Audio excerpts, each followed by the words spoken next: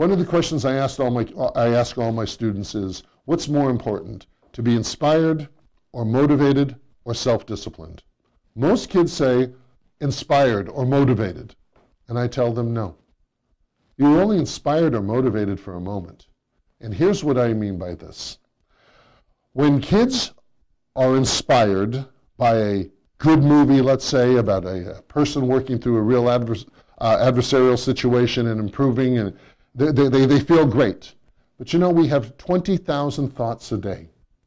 And of those 20,000 thoughts, they're happening almost every second. So I can go into a kid's house and get them all motivated, all excited. It's like a pregame speech by a good coach. But as soon as you go out in the field and someone smacks you in the head, or you miss your first shot, or you strike out, or you find out you're not starting, you're not happy anymore.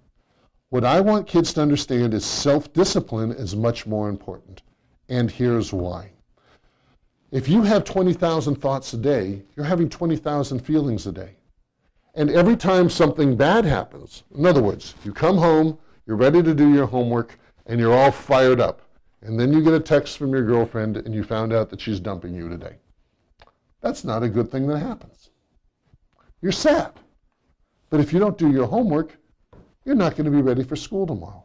What I want kids to do is have the self-discipline to work through the everyday challenges. Now, not every kid gets dumped by their girlfriend or boyfriend every day. But you all understand what I'm saying about there are so many things that happen to us during a day, so many thoughts we have. Each one of them gives us a feeling.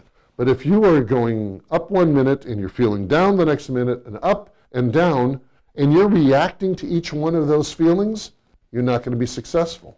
But if you have the self-discipline to do what you don't want to do when you don't want to do it, because you are disciplined, there are rules you're following, you will see that you will have a much more successful day. Now you've reached one of your goals at the end of the day.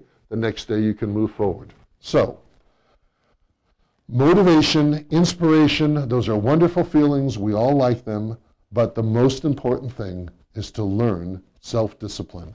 Because if you really think about it, self-discipline is the highest form of self-respect. This is where self-confidence comes from. That's why self-discipline is much more important than motivation. In fact, self-discipline is the most important thing we can teach our children. And once we teach them what it is, and we give them an example of how to be disciplined about something, we have to allow them to practice, practice, practice until it becomes a habit.